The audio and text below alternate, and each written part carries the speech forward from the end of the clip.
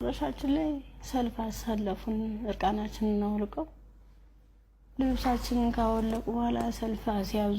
እኔ አጋጣሚ ከአምስተኛ አካባቢ ላይ ነበርኩኝ። ግንኙነት ከተደረገ በኋላ እንዲህ ሲጨቀጭቁ ራሱ በፌሮ ሲወጉ አላስታውስም። ደንዝዟል ሰውነት። ከተጋቡ ጀምሮ እሷም እዚሁ አብራ ነው የምትኖረው። ባህል ምንም እንደዚህ ምን ሲሆን ብዙ ጊዜ እንገናኛለን። ነገር ትክክለኛ አይደለም፣ ትክክለኛ ነገር አይደለም። እውነታው ምንድነው? ለትወና ብለው ወስደው ነው ይሄን ነገር ያሰሩ። ስለዚህ ሙሉ ነገሩ ትወና ነው የተሰራው እንጂ ሙሉ እናት አባት አለኝ፣ ወንድም አለኝ፣ አክስት አጎት አለኝ።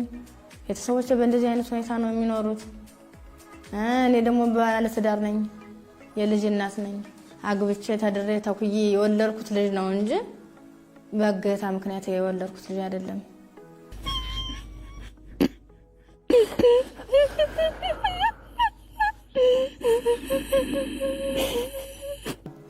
አሁን እንኳን ደንቢዶሎ የተባለ የዛሬ 5 ዓመት በፊት ነው።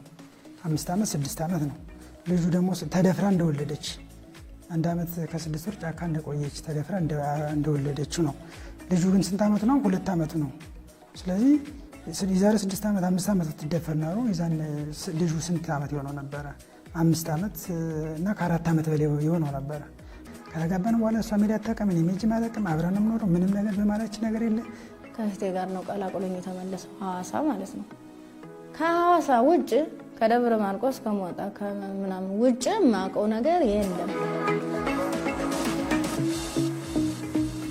ብርቱካን በኩል የተተወነው የፈጠራ ፊልም እንዲያሳካ የተፈለገው ዋነኛ ዓላማ የጥፋት ኃይሎች በሀገሪቱ እየታየ ያለውን ሰላምና መረጋጋት ዘላቂነት እንዳይኖረውና የጥፋት ዓላማቸውን ለማስቀጠል የሞከሩበት ሀገራዊ ትርምስ ለመፍጠር ሰፊ እቅድ ያለው ነበር።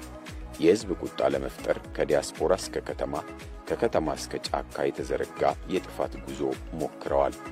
ጥፋቱ ቀጣይነት እንዲኖረው የሚያግዝ ለተከታታይ የጥፋት ተግባር ምስል ከሳች የሆነ ድራማ በደም ነጋዴዎቹና በኢቢኤስ ቴሌቪዥን አቀናባሪነት በዋናዋ ተዋናይ ብርቱካንና ተባባሪዎቿ ተሰርቶ ለመላው ኢትዮጵያውያን ተሰራጭቷል።